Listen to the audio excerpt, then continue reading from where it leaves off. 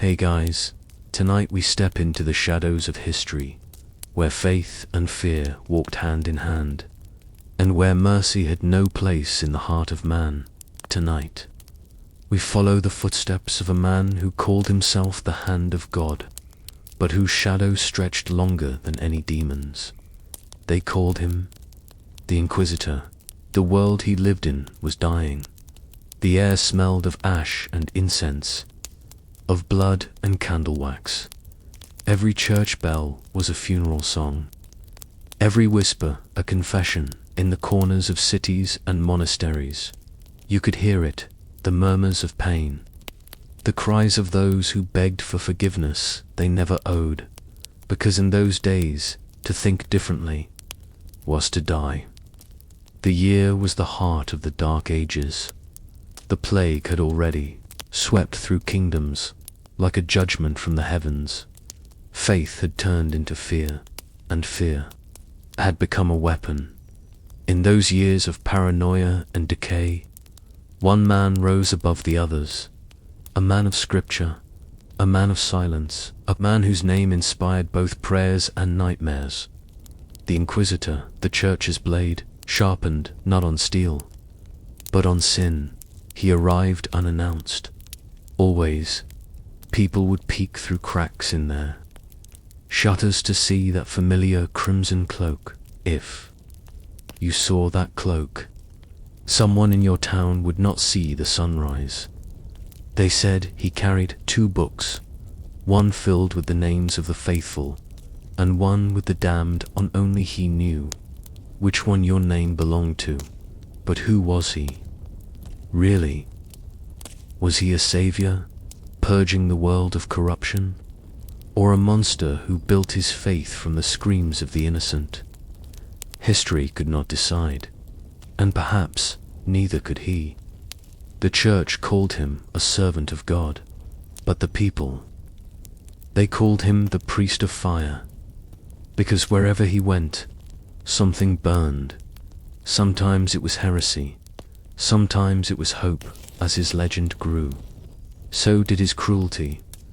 It's said that when he interrogated sinners, he never raised his voice. He would only whisper, softly, almost like a prayer, and that was worse than shouting, because when the Inquisitor prayed, someone always screamed.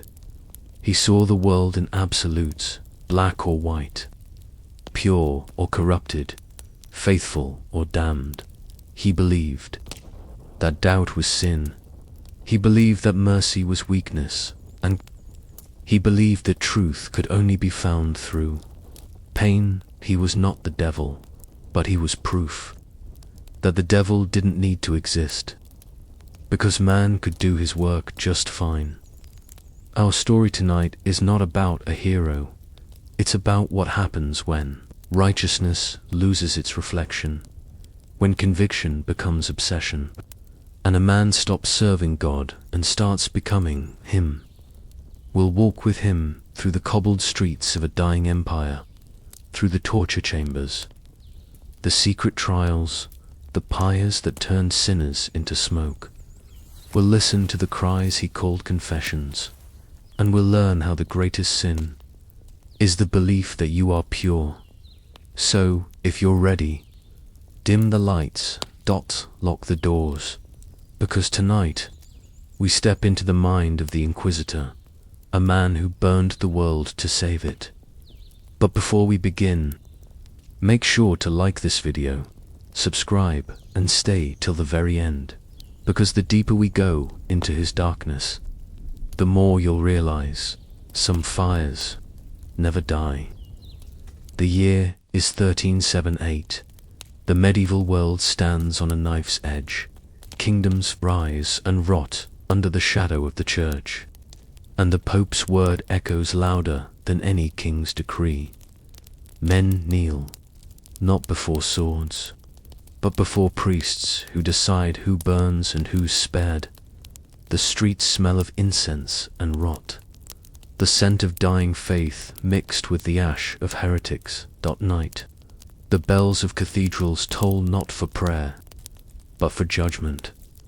The stone walls of the monastery bled with moisture that smelled of rot and prayer. Candles trembled in their brass stands, their wax forming small rivers that pooled upon the floor like slow tears. The air was heavy, thick with the sound of distant chanting. Somewhere above, the monks prayed for mercy. But mercy no longer lived here. He entered quietly, his boots sinking into the damp straw. The room was narrow. Suffocating, its only light flickered from a single candle trapped between iron bars. Behind those bars sat a Manthian, trembling, muttering verses in a language long forbidden. The Inquisitor stopped before him.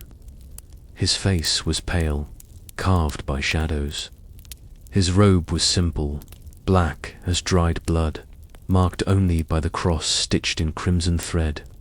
His eyes, cold and sharp as glass, studied the prisoner like scripture. "You have been accused," he said, voice low, almost kind, of speaking the words that deny the divine, of preaching that man answers to no God but himself. "Do you deny this?" The prisoner lifted his head slowly. His mouth was cracked, his beard wet with sweat and tears. "I spoke only truth," he whispered. "That truth and reason are gifts from the Creator himself." A faint smile crossed the Inquisitor's lips, something that was neither joy nor pity. "Truth," he said softly, "is a dangerous gift. Men who hold it too tightly tend to burn." He opened a small leather-bound book, its pages filled with confessions, some signed, most smudged with blood. "I need only your words, my son," he continued. "Confess, and you will be granted the peace of the Lord." The prisoner laughed, a dry, desperate sound. "Peace? You offer peace with fire and rope." The Inquisitor closed the book. His eyes darkened. "Peace is not mine to offer," he said. "I am only the hand that delivers it." He turned to the guards. "Prepare him." Chains clattered. The man screamed once, a sharp cry swallowed by the cold walls. The Inquisitor did not flinch. His hand rested on the crucifix around his neck, as if waiting for divine permission. But deep inside, something stirred, a small voice he had long buried. It asked if he truly served heaven, or something that hid beneath its robes. He silenced the thought. Doubt was the seed of damnation. As the prisoner was stretched upon the rack, the Inquisitor leaned closer. "Tell me," he murmured, "do you think God watches this?" The man's eyes widened. His lips trembled, but he said nothing. The Inquisitor's tone softened. "He does. He watches and he judges. But it is through my eyes that he sees." The wheel turned. Bones cracked. The candlelight wavered. The Inquisitor whispered a prayer. But even he could not tell if it was for the man or for himself. Outside, the church bells began to toll. Each sound echoed through the stone like the heartbeat of a dying world. And as the last scream faded into silence, the Inquisitor dipped his quill into ink that was still warm and wrote a single line in his record. Another soul returned to the light. He closed the book, but his hand lingered on the cover. Beneath the steady rhythm of his heartbeat, he could hear something else, the faint whisper of the man's last words, twisting and echoing through his mind. "If you believe you serve God, look at what your hands have become." The Inquisitor stood motionless for a long time. Then, without a word, he blew out the candle. The darkness that followed felt heavier than sin itself. Outside, rain began to fall upon the monastery roofs, washing away the blood, but not the memory. And somewhere in that rain, the Inquisitor heard the sound of wings, soft, distant, like angels turning away. The road to the village was carved through mist and silence. The Inquisitor rode alone, his horse's hooves sinking into the mud that reeked of rot and rain. Every tree along the path leaned inward, as though listening to his passing. The sky above was a dull grey wound, heavy with clouds that refused to break. He had been summoned by the bishop himself, urgent sealed orders, carried by a trembling messenger who could not meet his eyes. A village 2 days south had fallen to heresy. People whispered of witches, of voices heard at night, of crosses turned upside down in the chapel. Children were vanishing. The bishop wanted the truth. The Inquisitor would bring it to him, no matter the cost. He reached the village at dusk. The houses were small and sickly, their thatched roofs sagging like tired faces. Smoke rose weakly from chimneys. The air smelled of fear, though no one spoke of it. When he dismounted, the people hid behind doors. Eyes peered through cracks in the shutters quick, frightened, and full of secrets. An old priest greeted him at the chapel steps. His hands shook as he bowed. "Your Excellency," he whispered, "we prayed you would come. The devil walks here." The Inquisitor studied the priest. His robe was stained, his eyes hollow. "The devil," he repeated, "walks everywhere. Show me where he's hiding this time." Inside the chapel, the air was thick with smoke. Candles burned low, their flames bending toward him like they, too, feared his presence. At the altar, a small wooden cross lay split in two. The walls were scrawled with words in ash-strange sigils that the priest swore no one had written. "They appear at night," the priest said, voice trembling. "I hear chanting, and the children. They see things." The Inquisitor ran his gloved fingers over one of the symbols. The ash came away black and oily, sticking to his skin like blood. "Faith decays easily," he murmured. "Once fear enters, it eats the rest." He knelt before the broken cross, closing his eyes. "Who first spoke of witchcraft?" The priest hesitated. "A girl," he said finally. "The blacksmith's daughter. She said her mother meets spirits in the woods." The Inquisitor rose. "Bring them to me." By nightfall, the small chapel had become a courtroom. The villagers crowded outside, their faces lit by torchlight. The girl stood trembling beside her mother. The woman's eyes were calm, almost serene. She did not look at the Inquisitor. "You are accused," he said, voice steady, "of practicing the forbidden arts, of speaking to those who are not of God. How do you plead?" The woman smiled faintly. "We all speak to something, my lord. The question is, does it listen?" The room shifted. Even the guards looked uneasy. The Inquisitor stepped closer. "Blasphemy," he said quietly, "is a language I do not forgive." But she only looked at him, unblinking. "Then you have forgotten mercy."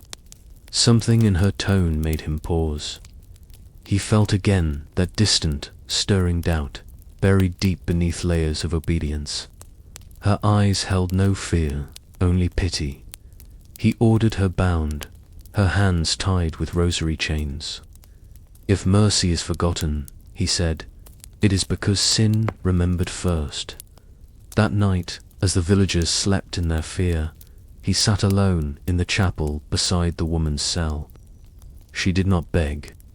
She only watched him with quiet sadness, as if she could see through his robes, through his faith, through everything that kept him standing. "You think you serve God," she said softly, "but the God you hear." He stopped listening a long time ago. He said nothing. The candle between them burned low. When dawn came, the woman was gone. The cell door was open, the chains lying on the floor like dead serpents.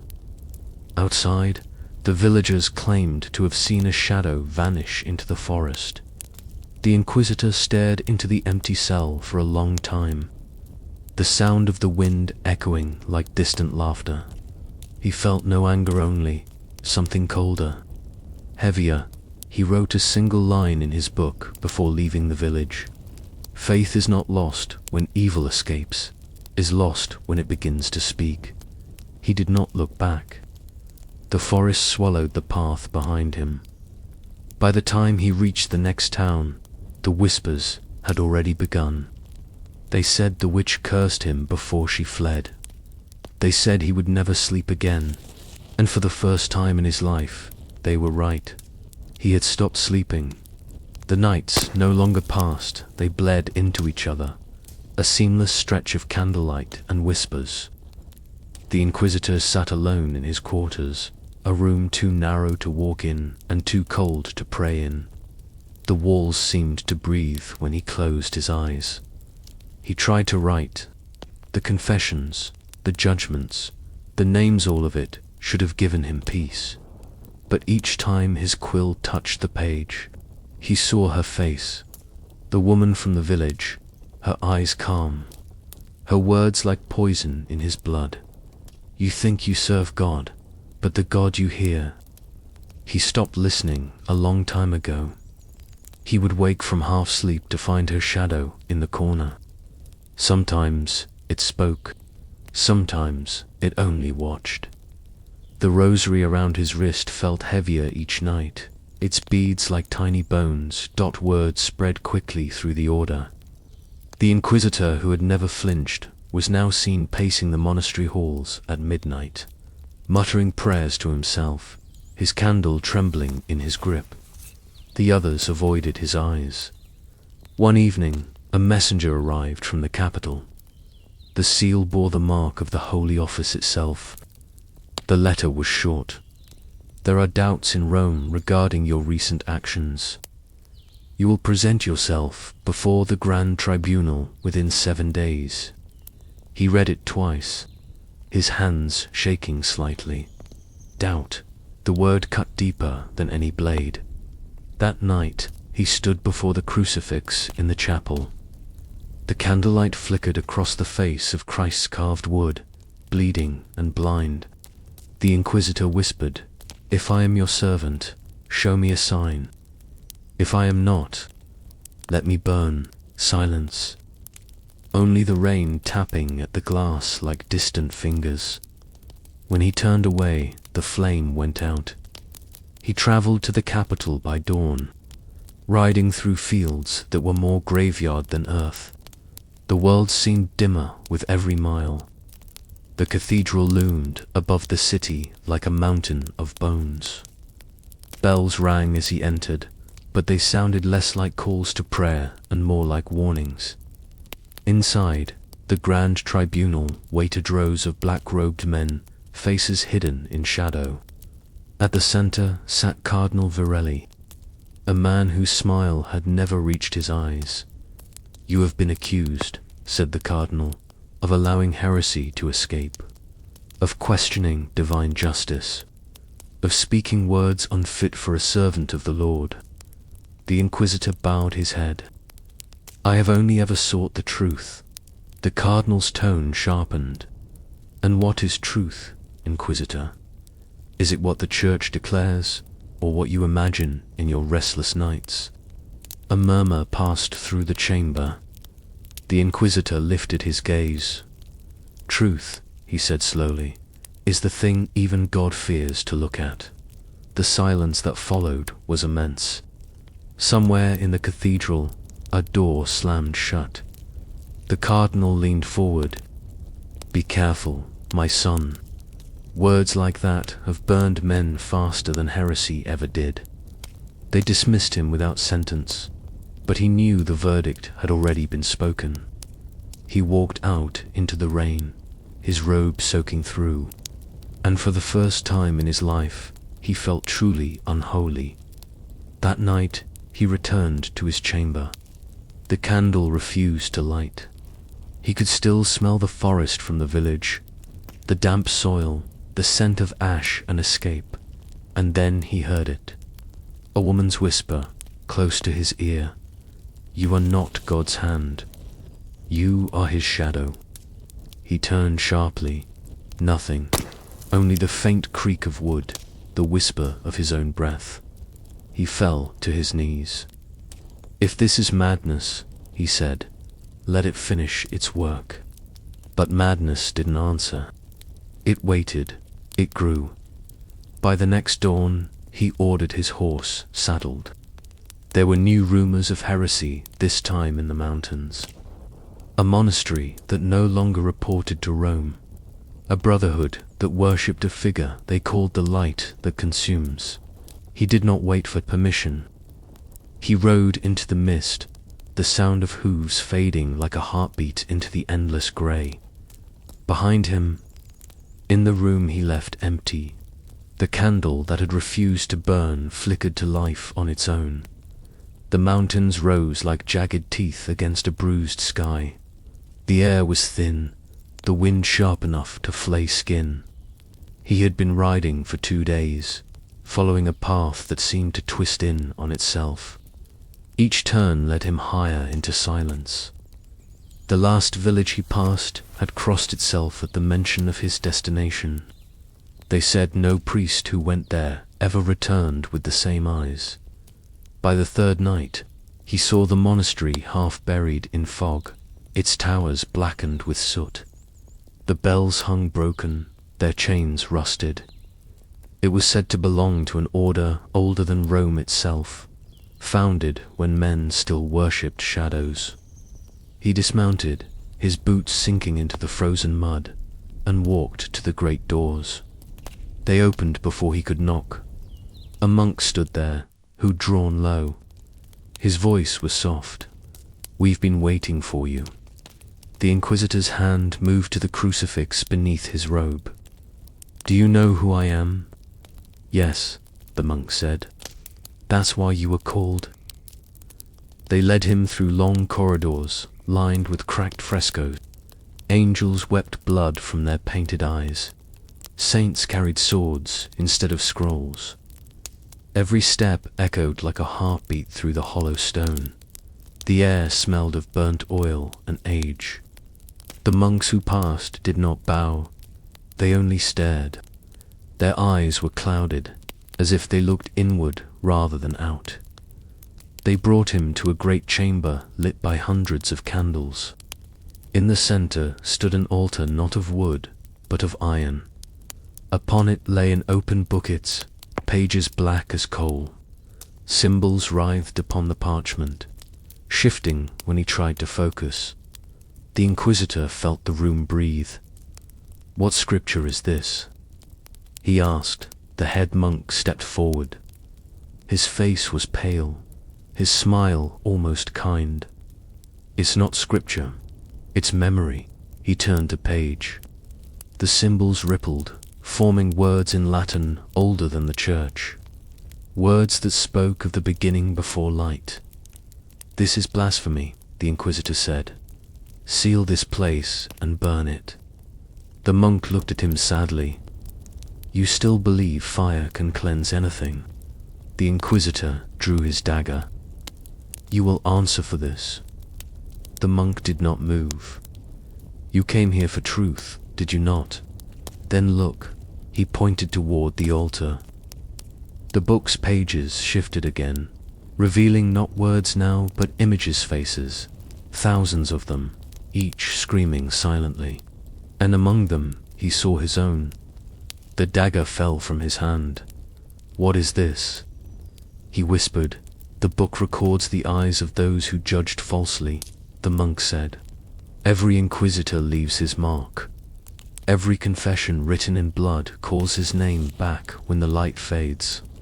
The Inquisitor stumbled backward. Lies, faith, said the monk gently, is only truth repeated until it becomes cruelty. He fled the chamber, his robe catching on the cold stone.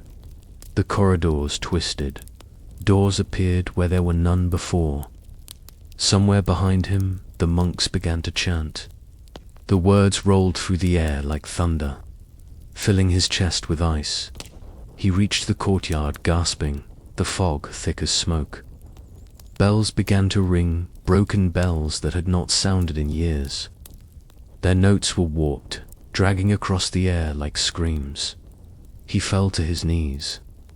"God," he whispered, "if this is your test, show me the end." And in that moment, the fog parted.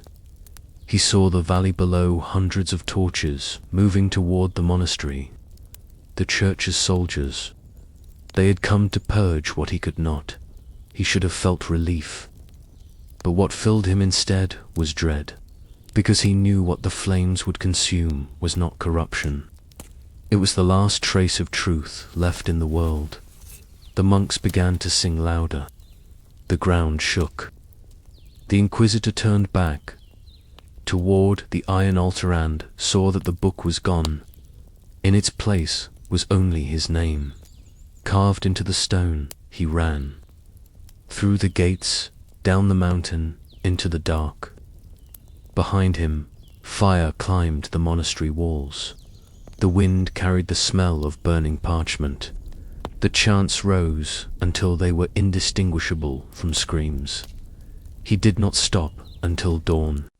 When he finally looked back, there was nothing but smoke rising from the peaks. He touched the crucifix at his chest. The metal was warm to warm. When he opened his hand, it had left a burn in the shape of a cross upon his skin. He whispered a single line, not in prayer but in realization. If the light is holy, why does it destroy everything it touches? And somewhere, far beyond the smoke and ash, a voice that was not divine whispered back, "Because light does not forgive the shadows that created it." He closed his eyes. For the first time, he did not know whether he still believed, or if belief itself had ever been real. He walked for days without direction. The world around him felt like an echo, empty villages, charred fields, and the long silence that follows when faith dies. His robes were torn, his crucifix blackened from the fire at the mountain. The road below him turned to mud, then dust, then stone. No one knew his name anymore. The church had erased it, sealing his records, burning his chambers, calling him a traitor and a madman. But among the people, he had become something else a rumor told around dying fires. They called him the Black Priest, the one who had seen God and gone blind. He slept in abandoned chapels, their altars cracked, their saints faceless from time. When he prayed, no answer came, only the sound of the wind passing through broken glass. Once, he found a small village, untouched by war. Children ran between houses, women carried baskets of bread, men smiled without suspicion. For a moment, he felt something that almost resembled peace. But peace had forgotten him. At the well, an old woman watched him closely. "You carry the mark," she said. He turned. "What mark?" She pointed to the burn on his hand, the cross etched into his flesh. "That is not God's sign," she whispered. "That is the fire's memory." He covered it quickly. "You should not speak of what you do not understand." The woman smiled sadly. "And you should not judge what you no longer believe." That night, the village held a feast. They invited him to sit with them. The laughter felt strange in his ears, soft, human, undeserving of punishment. When a child offered him bread, he hesitated. The last time he had blessed a meal, it had been over the ashes of those he condemned. He took it anyway. For the first time in years, he tasted something that was not guilt, but peace is a fragile thing. Near midnight, the bells of the chapel began to ring by themselves. The villagers rushed outside.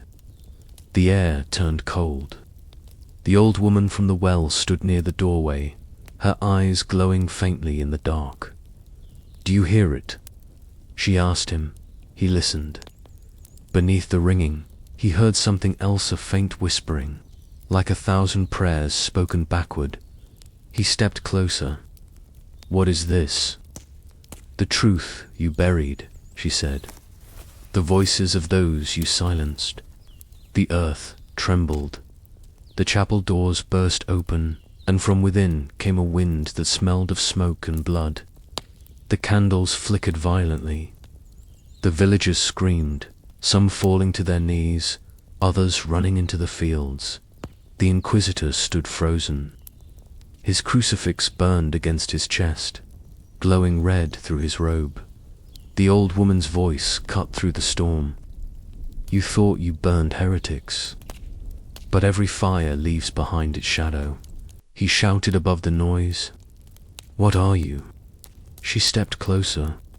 The question is not what I am. It's what you've become. The wind died suddenly. The bells fell silent. The villagers looked around. The woman was gone. Only ashes marked where she had stood. The Inquisitor fell to his knees, gasping. He pressed his burned hand against the cold ground. For a brief moment, he thought he heard laughter, again the same quiet laughter from the monastery before it burned. By dawn, he left the village. Behind him, smoke rose once more, curling into the sky like the ghost of everything he had tried to forget. He began to write again, not in the church's tongue, but in his own. His book had no title, only words carved in desperation. Faith is not light. It is the shadow cast by those who seek it. He walked on. The world no longer called him priest or heretic. It simply watched, and somewhere in the distance, the faint toll of a bell followed him, soft, persistent, like guilt refusing to die. The sun was a pale blur behind the clouds when the Inquisitor reached the next town. It was a ruin that still breathed carcass of stone and prayer, churches without roofs, bells that had melted and bent, crosses that leaned sideways like weary men. He walked past the remnants of a market square. Once, merchants must have shouted here, the sound of life echoing between the cobblestones. Now, silence hung over the place like a fog. At the far end of the square stood an old monastery, its windows shattered, its wooden doors reinforced with crude chains. Above the entrance was a symbol he didn't recognize, circle with an eye in the center, surrounded by thorns. He hesitated. Something about it felt wrong. From the shadow of a nearby archway, a voice whispered, "You shouldn't stare too long. It sees back." He turned. A young man stood there, thin and pale, with ink stains on his fingers and a rosary around his neck. His eyes, though tired, held a strange calm. "Who are you?" the Inquisitor asked. "Brother Silas," the man replied. "Once of the Order of St. Enoch, now?" "No one." The Inquisitor studied him. "And what is this place?" Silas smiled faintly. "What's left of a library. A place the church forgot to burn." Inside, the air smelled of dust and old parchment. Rows of half-rotted shelves lined the walls, filled with books bound in skin and twine. Strange symbols glowed faintly on their covers, drawn in the ink of centuries past. Silas moved carefully between them. "You came here seeking forgiveness," he said quietly. "But forgiveness isn't written in scripture anymore. It's buried beneath it." The Inquisitor frowned. "You speak as though you know what I've done." The monk turned. "Everyone knows what you've done. The fires you lit can still be seen from the mountains. But we know why, too. Why?" The Inquisitor asked, his voice colder. "Because you were told the world would end if heresy lived." Silas' voice softened. "But what if the world ended because of the purity you tried to save?"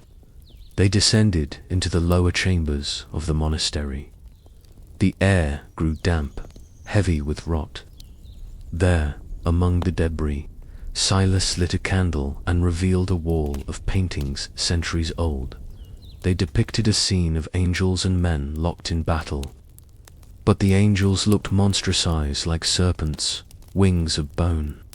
And the men, terrified but defiant, wielded books as shields. "What is this?" the Inquisitor asked. Silas answered, "The Book of Ashes, the original scripture, written before the Church's rewriting. It told of a truth so heavy that even heaven tried to erase it." He placed a trembling hand on one of the murals. The first Inquisitors were not hunters of heresy. They were its guardians. The Inquisitor stared at him. "That cannot be true." "Truth doesn't need belief," Silas said. "It survives without it." From a small alcove, Silas drew out a relic wrapped in cloth, a silver pendant shaped like a serpent, devouring its own tail. "This," he said, "was worn by the first Inquisitor, before the Church stole his creed." The Inquisitor touched it carefully. For a moment, his burned hand pulsed, the pain returning like a heartbeat. "What do you want from me?" he asked. "Not what I want," Silas said. "What the others want." He gestured toward the darkened hallway. Figures emerged from the shadows, men and women in tattered robes, their faces half hidden by veils. They surrounded him silently, carrying candles that flickered with strange blue fire. "These," Silas whispered, "are the children of the true flame. They have been waiting for you." The Inquisitor's hand moved toward his crucifix, but the metal was colded. Silas smiled sadly. "You cannot bless yourself against the thing you once were." The room darkened as if the candles had inhaled. The faces around him shimmered like ghosts. A woman stepped forward. "Do you remember the name of the first you burned?" He froze. She took another step. Her name was Isolde. The Inquisitor's breath caught. The woman's eyes glowed faintly blue, the same eyes that had stared at him through the flames years ago. He whispered, "You cannot be her." Her voice was soft, yet it echoed in his bones. "You killed me once in God's name. Now I come in his silence." The candles flickered violently. The walls began to tremble. Books fell from their shelves, their pages scattering like wings. And then darkness. Only one voice remained, whispering through the smoke. The Inquisition never died. It only forgot which side of the fire it stood on. The Inquisitor awoke to the sound of distant chanting. The air was thick, almost liquid with smoke and incense. He was lying on a stone altar, wrists bound with strips of parchment that had scripture written in reverse.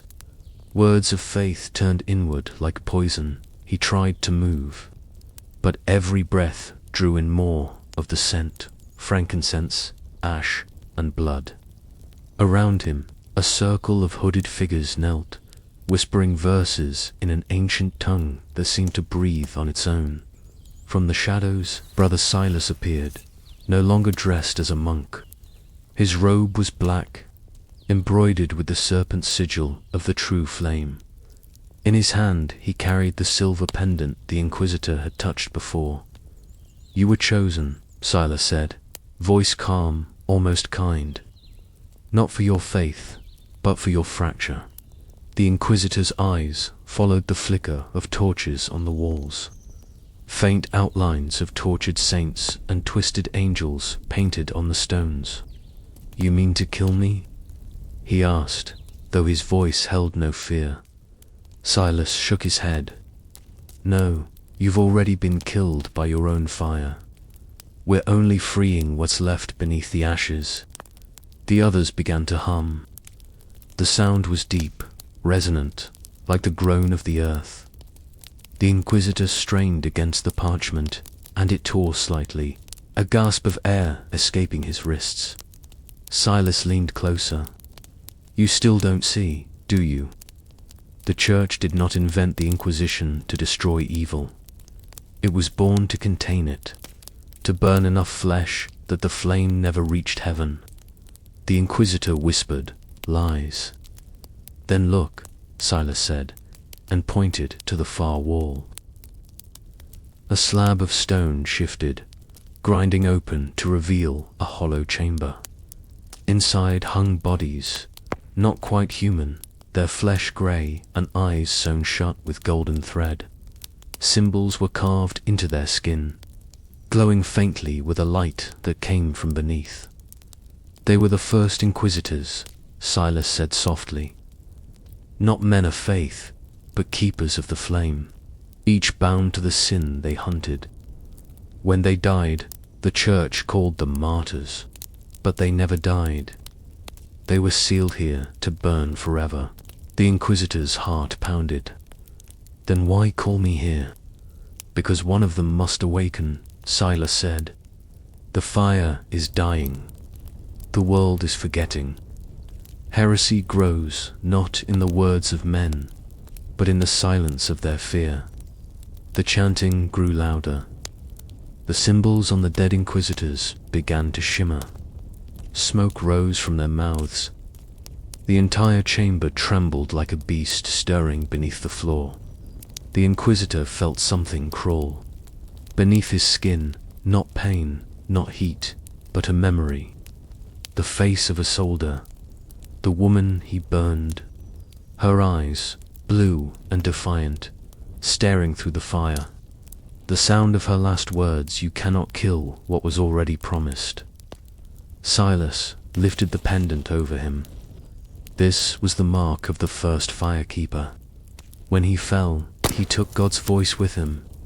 The pendant pulsed with light.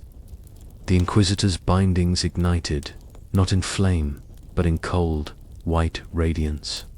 He gasped as visions filled his mind, cities turning to ash, cathedrals bleeding from their towers, priests screaming as scripture twisted itself into serpents. Silas whispered, "You were meant to guard the flame, not feed it. You burned the wrong heretics." The ground beneath them cracked. From the fissure rose a faint red glow, molten light that pulsed like a heartbeat. The hooded followers began to fall to their knees, muttering prayers of devotion and terror. "Behold," Silas said, "the mouth of the first fire." The Inquisitor forced himself to stand. "You're summoning damnation." Silas smiled faintly. "No, we are summoning truth." The floor split wider. From within the light, a shape began to rise, skeletal, enormous, cloaked in flame that burned without heat. Its head brushed the ceiling. Its eyes were empty. Yet everything in the room began to weep blood. The Inquisitor whispered a prayer he didn't remember learning. Silas turned to him, his voice shaking with reverence. "Now you see, brother. The Inquisition was never about saving souls. It was about keeping this asleep." The thing moved, slow as gravity, and reached toward the Inquisitor. The walls screamed. The torches blew out. In the darkness, he heard Silas whisper, "Only fire remembers." When the light returned, everyone was gone. The chamber was silent. The Inquisitor stood alone in the circle, unbound. The sigil burned faintly on his palm, the serpent devouring its tail. And somewhere in the distance, a bell began to toll, once, twice, and then again. Each strike heavier than the last, as if the sky itself was counting the end of something. He stepped out into the night. The moon was red. The air smelled of old blood, and for the first time, the Inquisitor realized he no longer felt the presence of God.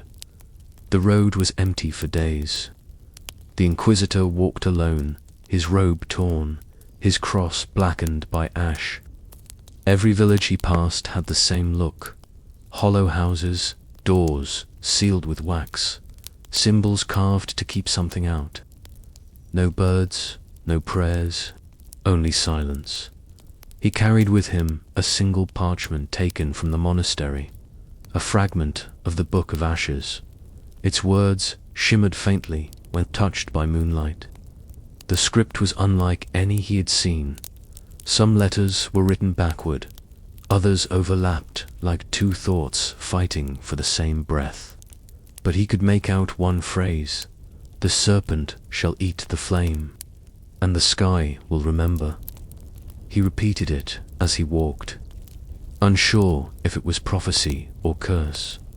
At dusk on the seventh day, he reached the ruins of an old cathedral. Half its roof was gone, the spire bent and broken. The air around it was thick with the smell of iron and smoke. Inside, he found the remnants of an altar, and kneeling before it, an old man in chains. The man looked up slowly. His face was pale, his eyes clouded but awake. "I heard the bells," he said softly. "I knew someone would come." The Inquisitor approached carefully. "Who are you?" "An archivist," the man said. "Once I kept records for the Holy Tribunal. Now I am what they erase." He gestured to the walls. They were covered in carvings, circles within circles, eyes watching from every direction. Beneath the dust, they pulsed faintly, like veins still carrying the memory of blood. The Inquisitor studied the symbols. "You know of the true flame?" The archivist laughed weakly. "Know them. I made them." The words hit like a blade. The old man leaned forward. "You think they're heretics, don't you? That they worship darkness? But tell me, Inquisitor, what is the difference between a flame that burns and a flame that reveals?" The Inquisitor's hand trembled slightly. "You summoned something." "No," said the archivist. "We woke something you killed. Long ago." He motioned toward a stone chest at the altar's base. "Open it." Inside lay scrolls, brittle, blackened, some fused with melted wax. Among them, a golden mask shaped like a serpent's skull. The eyes were hollow, yet seemed to look through him. That, the old man said, was worn by the first one. The original Inquisitor. He was not chosen by the Church. The Church was built around him. The Inquisitor lifted the mask. It was cold, impossibly heavy for its size. The archivist whispered, "He hunted the sin that lived before man, the hunger that even heaven feared. But the Church turned his flame into law, his curse into faith. And when he tried to stop them, they buried him beneath their altars." The Inquisitor stared at the relic. "And now," said the archivist, "you wear his mark." The Inquisitor looked down at his hand. The faint serpent sigil still burned, brighter now. "He's awakening through you," the archivist said. "Every life you took in his name was fuel for his return. The serpent devours itself to stay alive, and so do you." The old man coughed violently, his blood dark and thick. "They will come for you soon. The Church cannot let its shadow stand without chains." The Inquisitor knelt beside him. "How do I stop it?" "You don't," the archivist murmured. "You finish it." Outside, thunder rolled like a closing door. Lightning flashed across the cathedral's broken glass, casting shards of red light over the carvings. The old man's last words barely reached him. "The first fire isn't in the earth. It's in the memory of every soul you burned." The Inquisitor rose slowly. His eyes no longer looked like those of a priest. They reflected the lightning, cold, mirrored, almost inhuman. He left the mask where it was and walked out into the storm. But as the rain fell, he could feel the serpent's mark spreading across his skin, crawling up his arm, toward his throat. He did not look back. Behind him, the cathedral began to burn, not from flame, but from light. A white, soundless fire that ate the air itself. In the distance, bells began to toll again, not from towers, but from the earth, and for the first time, the Inquisitor realized the church had not buried evil, it had been praying to it all along. The rain did not stop for 3 days. It followed him through the forests, down the valleys, across the plains, as if the heavens themselves were trying to drown what walked beneath. When he reached the capital, the air was thick with incense and fear. Black banners hung from the cathedral towers, their edges tattered, their symbols unfamiliar. The streets were empty except for soldiers in dark armor, faces hidden behind iron masks. Each bore the emblem of the Holy Tribunal, a flaming cross with the serpent wound around its stem. The Inquisitor walked among them unnoticed. His robe was soaked, his crucifix gone, his eyes hollow with sleeplessness. The city he once served had changed. The faces that once turned toward the church now looked away. At the cathedral gates, 2 guards crossed their halberds. "No entry," one said. The Inquisitor raised his hand. The sigil on his palm glowed faintly through the rain. The guards faltered, their eyes dimming as if recognizing something older than command. The halberds lowered on their own. He walked past them into the great hall. Inside, candles burned black. The air shimmered with smoke and the murmur of prayer. The tribunal sat in a semicircle around the altar. 7 men in crimson robes, their faces shadowed by hoods. At the center sat the Grand Inquisitor, a figure draped in gold thread, his mask a blank oval of polished bone. The Inquisitor knelt. "I have returned." The Grand Inquisitor's voice was low and calm. "We know." "I bring news," he said. "The sect, calling itself the True Flame. They've awakened something buried beneath the church's foundations. It isn't heresy. It's truth." For a long moment, no one spoke. Then the Grand Inquisitor lifted his head. "Truth is what we permit the world to remember." "You've known," the Inquisitor whispered. The Grand Inquisitor smiled faintly behind the mask. "We've built the walls around the first fire.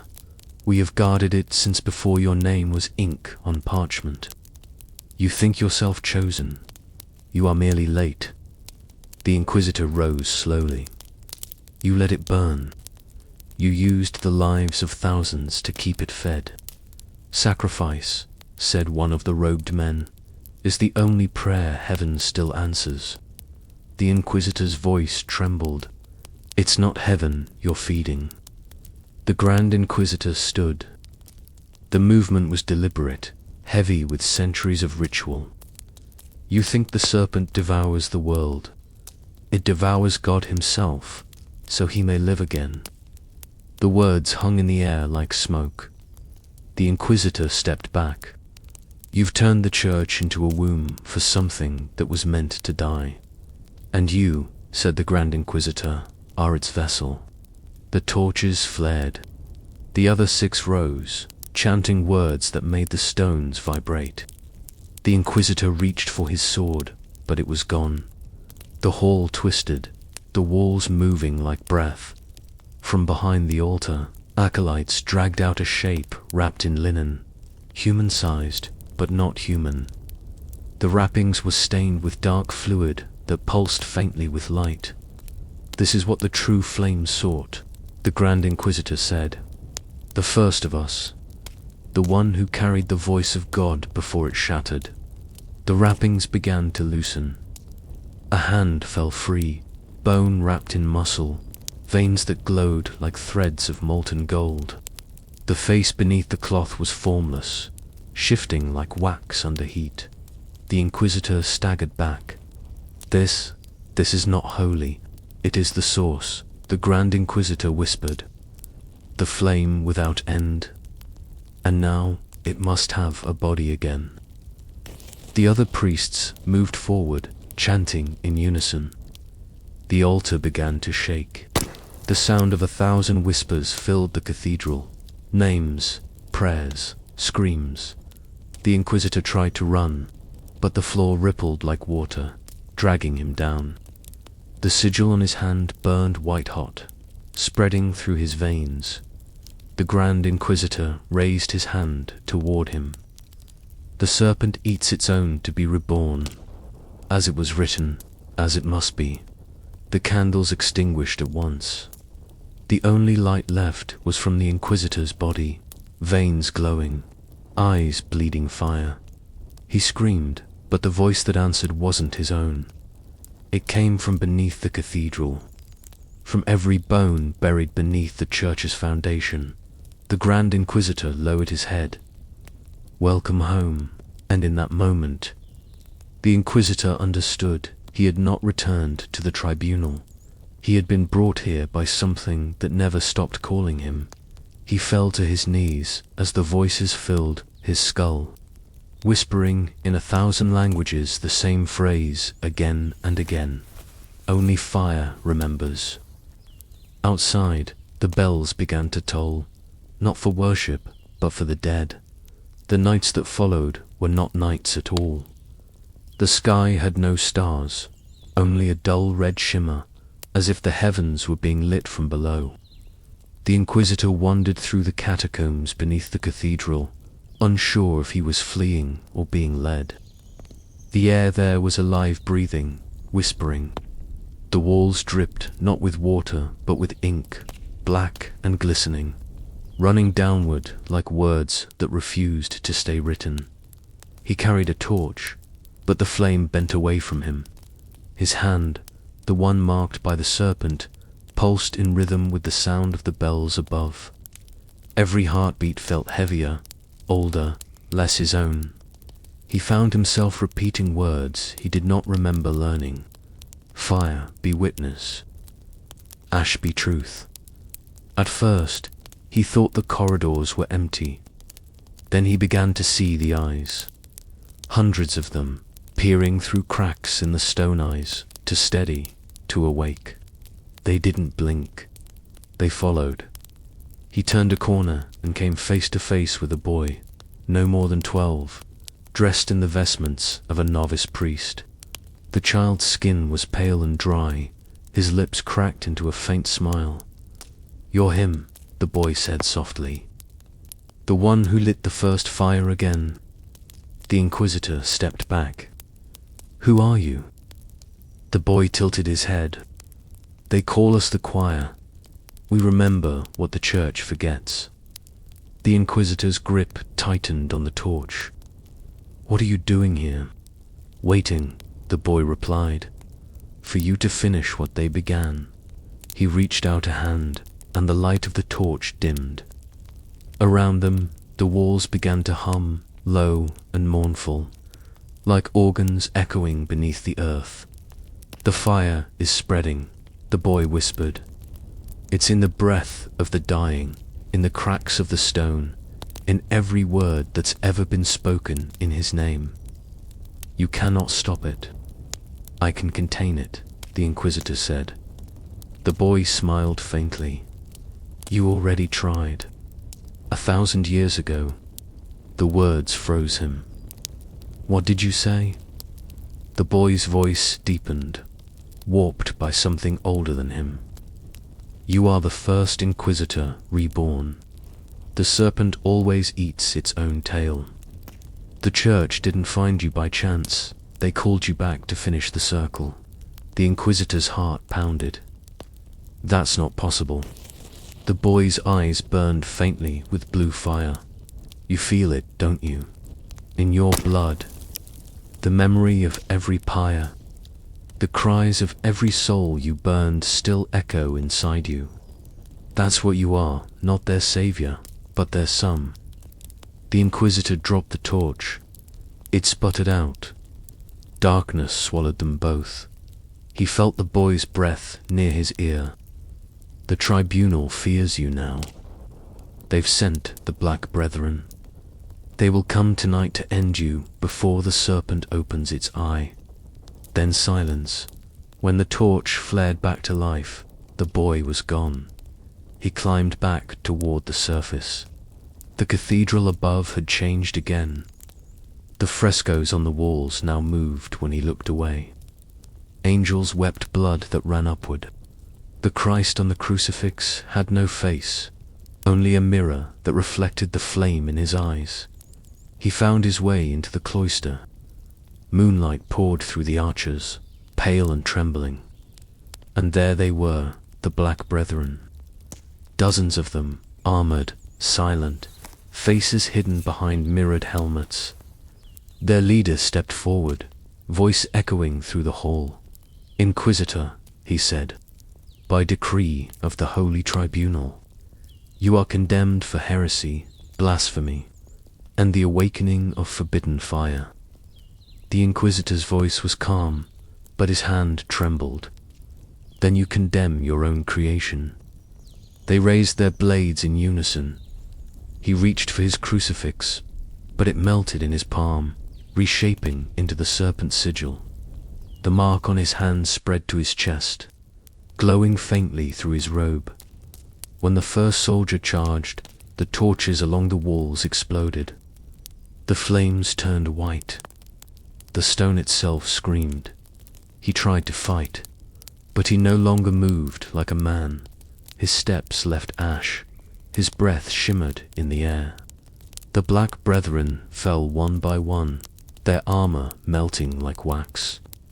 Their screams were swallowed by the growing roar, the same sound that had filled the chamber, beneath the tribunal. When it was over, the cloister was silent. The floor was covered in soot and armor, but no bodies remained, only piles of blackened salt. The Inquisitor looked at his hands. They no longer shook. The serpent mark now reached his throat, a faint glow pulsing with every heartbeat. He fell to his knees, whispering, "What am I becoming?" From the darkness, a voice answered his own, yet not his own. "You are the question God could never answer." He lifted his head. The cathedral doors had opened on their own, leading into the city beyond. The horizon burned faintly red, though no fire was visible. Bells tolled again, slower now, deeper, as if the earth itself had begun to breathe. He knew what it meant. The first fire was no longer contained beneath the church. It was awakening everywhere, and for the first time, he wasn't sure if he wanted to stop it.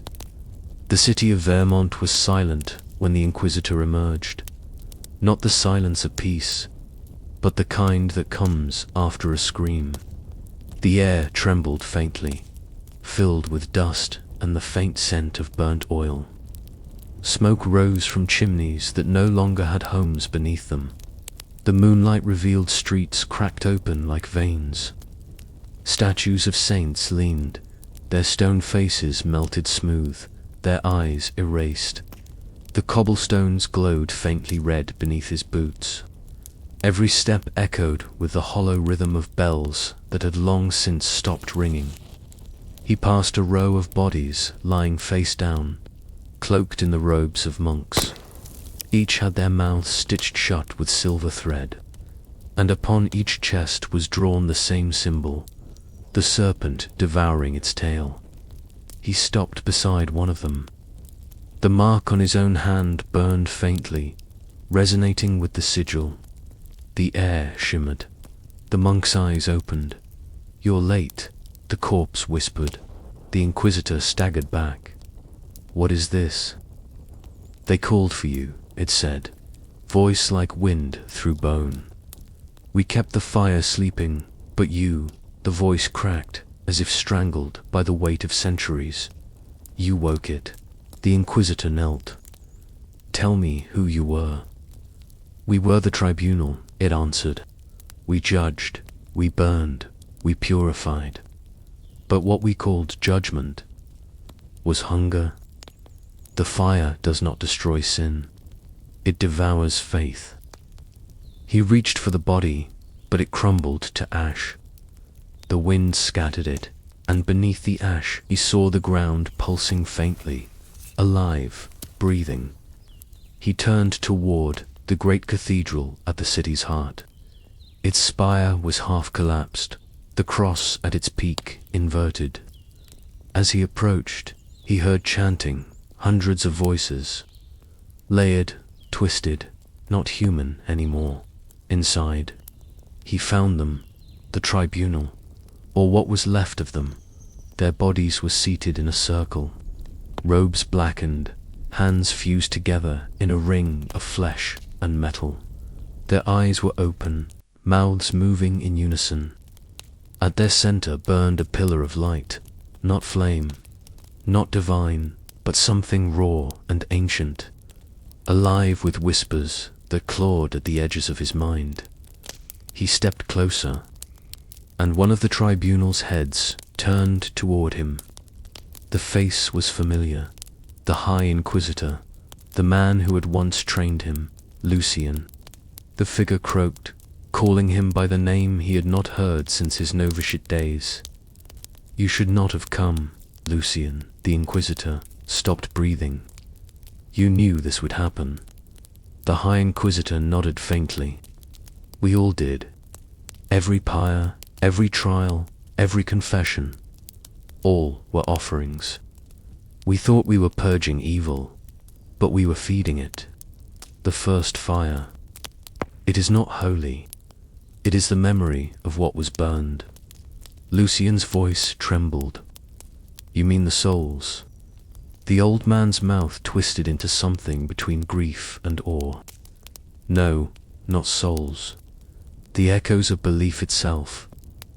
When man's faith dies, it leaves a wound. The fire is that wound, a scar in creation." Lucian stared into the light. Inside it, shapes moved, faces screaming, hands reaching. Fragments of prayer twisted into curses. "I can still stop it," he said. "I can end this." The High Inquisitor shook his head. "You cannot end what you are. You were chosen because you carry the oldest flame. You think you've been hunting heresy, but heresy is the only thing that remembers you." Lucian's mark flared, crawling up his neck, veins burning like molten lines. "Then what am I?" The High Inquisitor's eyes dimmed. "You are the last ember of the first sin, and soon you will burn the world clean of its lies." The tribunal's chant rose to a fevered pitch. The pillar of light began to crack, releasing waves of heat and color that warped the air. The old man screamed, flesh peeling away, until his skull turned to glass and shattered. Lucian fell to his knees. Around him, the world flickered, not breaking, but shifting. The cathedral dissolved into an ocean of fire. The sky bent inward, like a great dome closing dot, and in the center of that infinite blaze, he saw a figure, vast, winged, chained.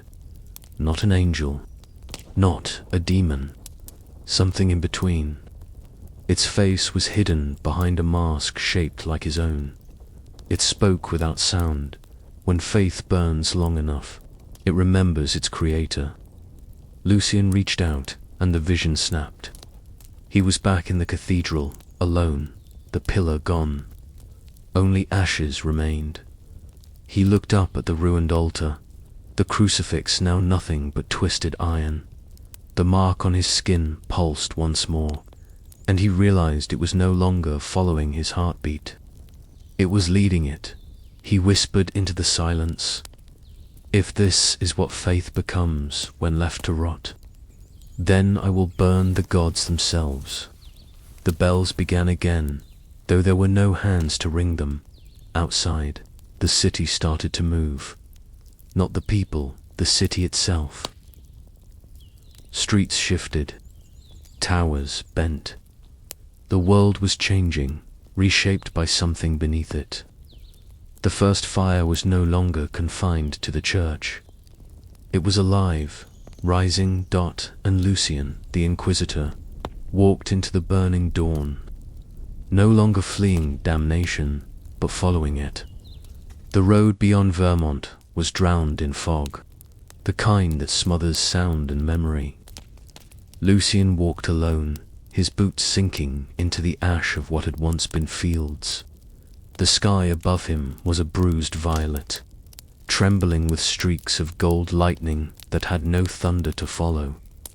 He had not slept in 3 days. The mark on his arm burned hotter with every mile, pulsing faintly in rhythm with something beneath the earth. It felt alive now, like a second heart, beating for something not his own. He reached the ruins of the monastery at St. Helgard. Its walls were half devoured by creeping roots. The great iron gate bent outward as if something enormous had forced its way through. The frescoes that once told stories of saints now showed only faceless figures holding fire in their palms. He stepped inside. The silence was heavy, broken only by the crackle of distant embers.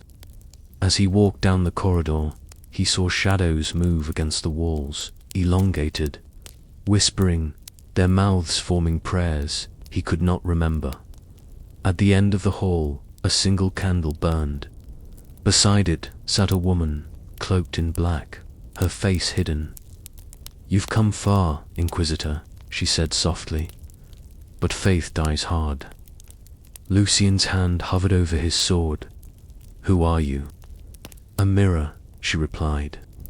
"One that remembers you better than you remember yourself." He took a step closer, and the light of the candle caught her face. She wore a mask, his mask, but made of bone, and beneath it, her eyes glowed faintly gold. Lucian's breath caught. "You were there. In the visions, I was always there," she whispered. "You made me. Every time you called it justice, every time you lit the pyres, every time you begged forgiveness, I was born from it." He raised his blade. "Then I will end you." She smiled faintly. "You can't kill belief. You can only feed it." The walls trembled. Flames burst through the cracks, swirling around them like a storm of memories.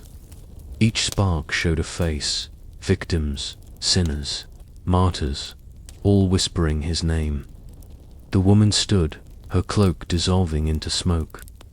"You called this purification. You were wrong. You've never been burning sinners, Lucian. You've been burning time itself." The candle went out, and the world changed. The ground split open, revealing a sea of molten glass beneath. Through it, Lucian saw reflections, infinite versions of himself, all wearing the same mask, all standing in judgment over a world they had destroyed. The voice of the woman echoed through the fire. "Every Inquisitor before you has seen this moment. Every one has failed. They all believed they were saving mankind. But there is no salvation without sin, and no light without the shadow that shapes it." Lucian screamed, thrusting his sword into the ground. The blade split in two, and from the wound it made, light poured upward, cold, white, divine. The flame bent toward him, wrapping his body in ribbons of fire and light. And then, silence. When the light faded, the monastery was gone. Only the candle remained, burning on black stone. Lucian stood beside it, his armor scorched, his eyes pale as ash.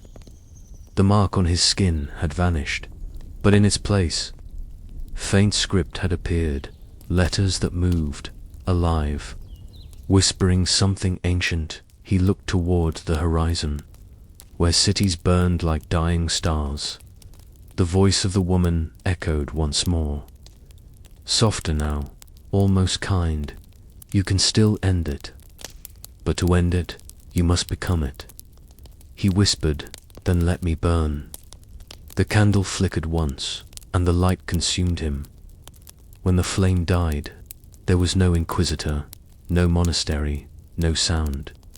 Only a faint breeze carrying the smell of burnt parchment and incense. And far away, in the heart of the collapsing church, a new candle lit itself. The first fire had chosen again. Centuries passed, and the memory of Lucian, the last Inquisitor, became a stain blurred by time. His name was not spoken in prayer, but whispered in fear, passed down like a curse in the cracked pages of forbidden scriptures. The church that once ruled the hearts of men was gone, its cathedrals hollowed out, its bells silenced. Yet somewhere beneath the ruins of faith, something still breathed. The world had changed. Kingdoms rose and fell. New empires built their towers over bones and ashes. But in the cracks between their stones, where sunlight never reached, small fires continued to burn, flickering, patient, waiting. In the year 1473, deep beneath the city of Cardin, a secret order gathered. They called themselves the Penitent Flame. Cloaked figures filled a vast, candlelit crypt carved from the remains of an ancient church. The air smelled of myrrh and wet stone. At the center of the chamber stood a single black candle, its flame burning unnaturally steady. Around it, 13 figures knelt, chanting words so old they no longer belonged to any tongue known to man. Their leader, a gaunt man with eyes like cold water, raised his hands. "Brothers and sisters," he whispered, "the fire returns." The others trembled. One of them, a young scribe with ink-stained fingers, dared to ask, "But Master, we've waited generations. How can we be sure this is not another false dawn?" The leader's gaze flickered toward the flame. "Because it has begun to speak."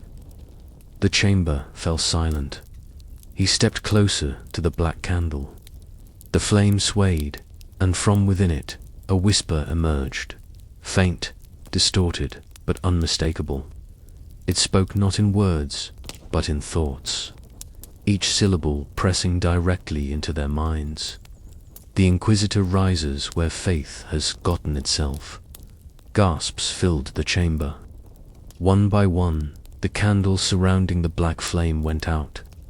The crypt plunged into darkness. When the torches were lit again, the young scribe was gone. In his place, only a circle of ash remained, shaped like the mark once branded on Lucian's skin. The leader smiled. It has begun. Above ground, the city was restless. The church had splintered into factions. Kings were dying, and scholars whispered that the heavens had grown silent. Strange phenomena spread, fires that burned without smoke, statues that wept molten wax, and visions of a man in black robes walking through the streets of sleeping towns. At first, people thought it was fear playing tricks, but soon witnesses began to describe him in the same way: tall, pale, marked by firelight that flickered behind his eyes. Rumors spread faster than faith. They called him the Inquisitor reborn. In the heart of the crumbling cathedral of St. Aldrich, a young nun named Seraphine knelt before a broken altar. Her hands shook as she clutched an ancient book bound in human skin. The script inside moved when she read it.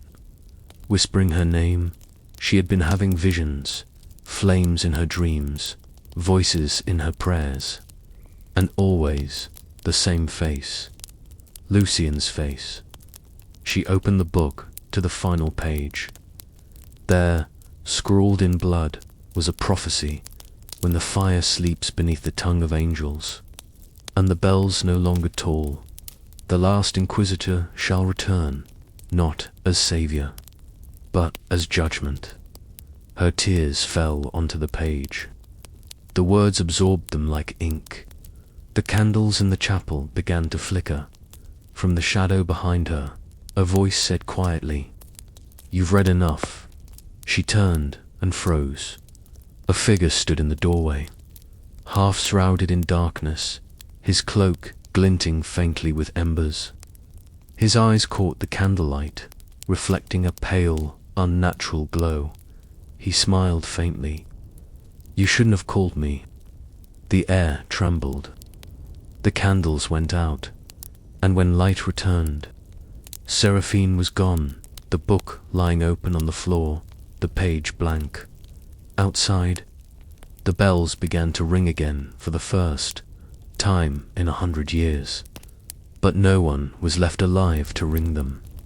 The bells of St. Aldrich echoed through Carden like a heartbeat from another world. People woke in their beds, gasping, unsure if the sound was real or only in their minds. No one had heard those bells in over a century. Not since the last plague, not since the fires. And yet, they rang with the clarity of something divine or damned. By dawn, the city was covered in a low mist. The streets were empty, save for the black birds that perched on broken spires. The church doors creaked open by themselves, and the air inside trembled with heat, though no fire burned. Beneath the cathedral, the penitent flame gathered once more. Their leader, known only as Father Malika, stood before the black candle, its flame now burning a deep, unnatural crimson. The faces of his followers flickered in its light, their eyes hollow, their lips moving silently in prayer. "Last night," Malika said. The Inquisitor revealed himself. A murmur rippled through the chamber. One of the followers, an old priest with shaking hands, whispered, "You mean, the prophecy has come true?" Malika's lips curved faintly. "The prophecy never ends. It merely changes form." Lucian's fire was never extinguished. It was waiting for belief to starve. He reached into the flame. The skin of his hand blistered instantly, but he did not flinch.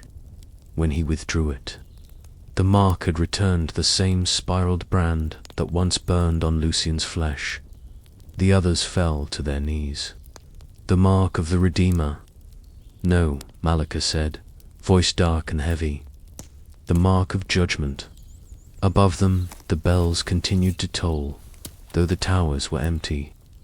Dust fell from the ceiling with every ring, as if the city itself was breathing again. Meanwhile, across the river, the few who still held faith gathered in panic. The scholars at the University of Carden locked themselves in the library, poring over forbidden manuscripts. They had seen the signs, the unnatural fires, the statues that whispered in the dark, the blood that turned black in holy chalices.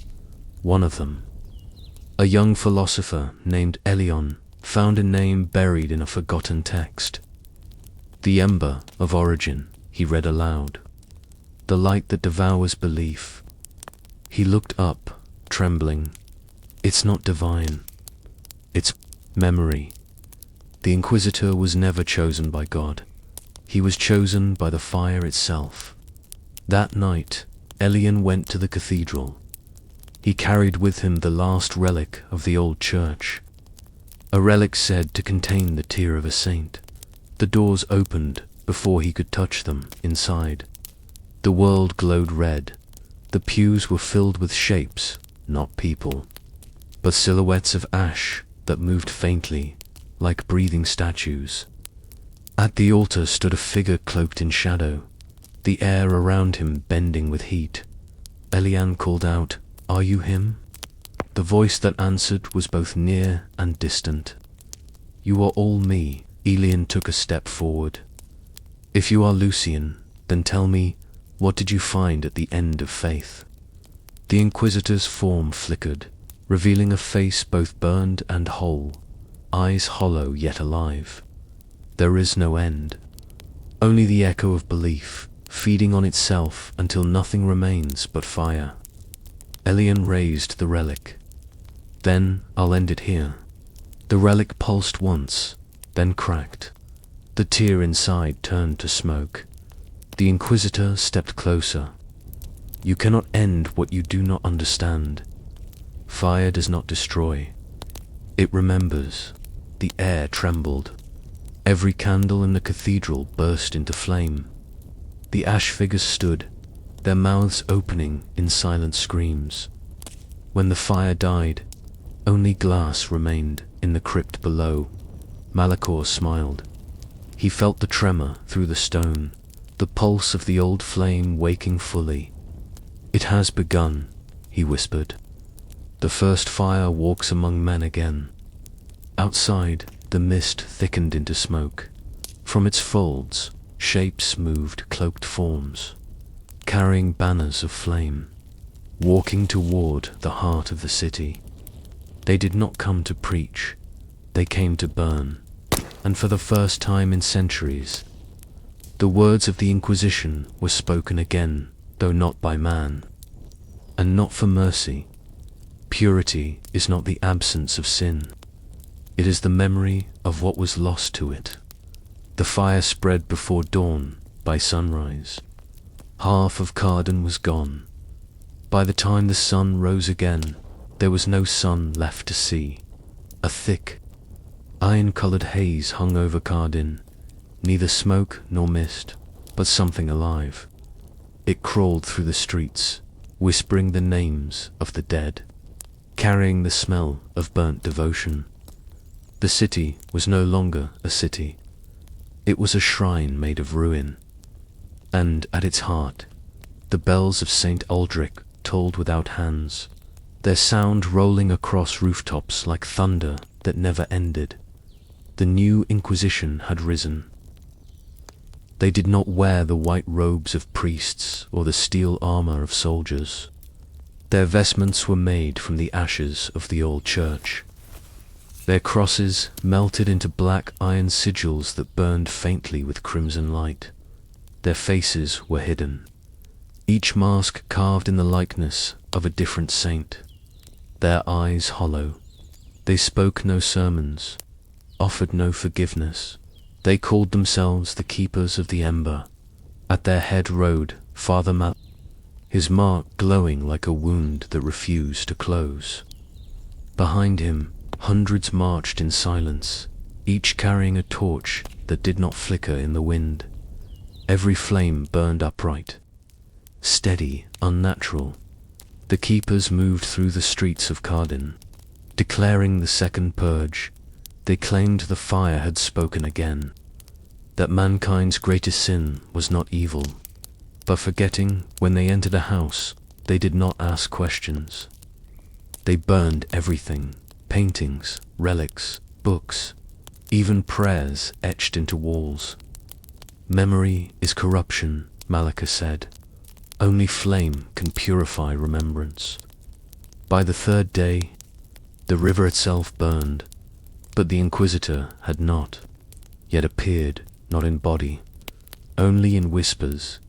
Some said they saw him walking through the flames, his shadow outlined against walls that no longer stood. Others swore that when they screamed for mercy, it was his voice that answered from the fire. Not cruel, not kind, only endless. A rumor spread among the keepers. The Inquisitor was not leading them. He was testing them. Each soul they burned was fuel. Each scream a prayer. Malachor believed it too. He prayed in the ruins, his hands blackened, his lips cracked and bleeding. "Show yourself," he whispered. "I have done your will." The fire around him bent inward, spiraling like a whirlpool. From its center, a hand emerged, skeletal, wrapped in flame, and touched his forehead. The mark of Lucian flared brighter than ever before, and the voice returned, soft as a sigh. "You mistake obedience for faith." Malachor fell to his knees. "What do you want of me?" The air shimmered, and a figure began to form within the fire. The same black robes, the same hood, the same hollow eyes. But this time, the Inquisitor was incomplete, his body flickering like a candle about to die. "I gave my life to your purpose," Malachor cried. Lucian's voice was barely human now. You gave me nothing but echoes. You do not burn for truth. You burn for the warmth of your own conviction. Malika's eyes filled with horror. Then what is truth? The figure tilted its head. Truth is what survives the fire. The apparition vanished, leaving Malika trembling. Around him, the other keepers began to mutter. The fires dimmed, their torches faltering for the first time. Something was changing that night. As the keepers slept, the city whispered from every wall, every shattered window, every dying ember. A single word began to repeat, not in any tongue known to them, but heavy with meaning. Remember, those who heard it dreamed of faces they had burned, faces that now watched them from within the flames. Some woke screaming, their bodies glowing faintly, their veins pulsing like molten glass stopped by morning. Half of the keepers were gone, only ashes marked where they'd slept. Malika stood alone in the square, his faith cracking like old parchment. The bells tolled again, louder now, slower, as if marking time for something vast and ancient. He raised his head toward the cathedral spire, now broken against the sky. A faint figure stood atop it, black against the red horizon, tall, motionless. Silent Dot, Lucian. Dot, the Inquisitor had returned, but not as a savior. He was not flesh anymore, not spirit. He was the memory of faith itself, walking in the shape of a man. The wind carried his voice across the burning city. You built your faith upon fear. Now fear will be your faith. Malika fell to his knees as the fire spread once more, but this time it did not consume the world. It consumed the believers. Their bodies turned to light, their prayers to screams. And as each one vanished, Lucian's form grew more whole. He was feeding on belief again, not to destroy, but to become. When the last keeper fell, the Inquisitor stepped from the flames, his eyes pale gold, his face unreadable. He looked upon the ruined world and whispered, "The fire remembers. The fire forgives, but the fire never forgets." Then he turned toward the horizon, where the sky split open, a seam of light revealing something vast and waiting beneath. Lucian walked toward it, and the bells stopped ringing, not because they were broken, because there was no one left to hear them. The world no longer had mornings. The sun was gone, swallowed by a pale, endless glow that neither warmed nor faded. The air itself shimmered, as if reality had been thinned, stretched to the point of tearing. Cardin was nothing now but glass and silence. Buildings stood like skeletons of memory, their shadows burnt permanently into the ground. Rivers had turned into black mirrors that reflected not the sky, but the faces of those who had once drowned in faith. And in the center of that dead city stood Lucian, the Inquisitor. He was no longer bound by flesh. His robes flowed like smoke, his eyes burned with the stillness of stars. The mark on his skin was gone, replaced by faint golden veins that pulsed to a rhythm not of this world. He looked up, but there was no sky anymore, only a vast wound of light from within it. Something moved, wings, thousands of them, not angels, remnants, fragments of faith that had taken shape from centuries of prayer, longing, and fear. Their faces were blurred, their halos cracked, their voices overlapping in an eternal whisper. They were not divine anymore. They were memory made sentient, and they had come for him. Lucian stood his ground. "I know what you are," he said quietly. "You are the remains of belief. What happens when men worship the silence between truths?" The wings surrounded him, circling like vultures. Their collective voice spoke. You burned the world to find God. Now you must become what you sought. Lucien's expression didn't change. God does not need worship, he said. Only memory. The sky rippled. The light pressed closer, and the remnants began to merge, their bodies fusing into a colossal form, a shape too vast to name. A face emerged from the glow, eyes wide and blind, mouth opening to speak the first word that had ever created fire. Lucien stepped forward, and for the first time he did not pray. He answered, I am not your servant, he said. I am your reflection. The light struck him, and the world convulsed. Every memory, every soul, every echo of faith burned and folded inward. The city, the dead, the church, the fire, all spiraled toward him like dust, toward a collapsing star. And then everything stopped. Lucien stood at the center of nothing. The wings were gone. The sky was gone. Even the fire was gone. Only silence remained. He looked down at his hands, pure, translucent light. He could feel everything, the prayers of the dying, the screams of the condemned, the forgotten songs of those who believed in nothing. He could feel the beginning, and in that silence, he finally understood. The fire had never been divine. It had never been punishment or salvation. It was remembrance itself, the will of existence to never let go of what once was. He whispered to the void, I see it now. You were never my God. You were my mirror.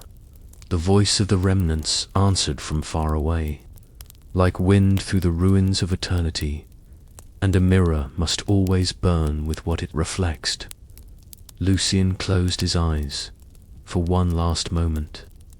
He saw the world as it used to be, children playing in the fields, monks chanting in golden light, the soft hum of bells carried by wind. And then, it all turned to fire, calm, eternal, quiet fire. He stepped into it. The glow expanded, swallowing the ruins of Carden, the river, the mountains, the horizon. And when it reached the edge of the sky, it did not stop.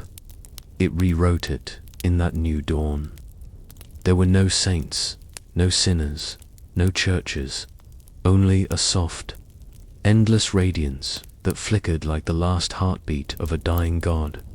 Centuries later, when wanderers found the glass fields where Carden once stood, they said the ground glowed faintly at night, and if you listened closely, you could still hear the tolling of distant bells, slow, patient, eternal. And somewhere within that light, a voice whispered, neither cruel nor kind, only true. Faith was never meant to save you. It was meant to remember that you were here. The wind carried the words away, leaving behind a silence too perfect to disturb, and in that silence, the fire slept once more, not gone, not dead, just waiting for belief to forget itself again. In the end, history never remembers the truth, only the version that bleeds the most. The parchment of time is stained not with ink, but with confession, some whispered, some torn from the throat. And the Inquisitor, he became neither saint nor sinner, but something far worse. The mirror through which mankind saw its own reflection and called it divine justice. He began as a man who sought God, and ended as one who believed he had become his voice. Yet every scream he silenced, every pyre he lit, carried the same unspoken question. What if the heretics were right?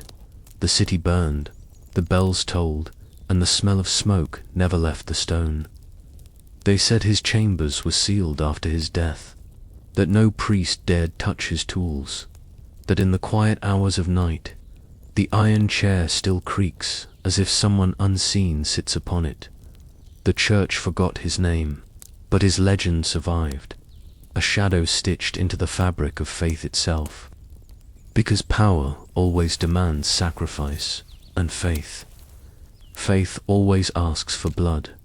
So tonight, if the wind outside carries a whisper that sounds like a prayer, don't listen too closely, for it might not be a prayer at all, but the last echo of a man who tried to measure sin with fire. Every prayer is a spark, every doubt a shadow, and between them the fire that keeps humanity alive and afraid. And when the bells toll in the distance, don't ask for whom they ring, because in the silence between each chime, they toll for you.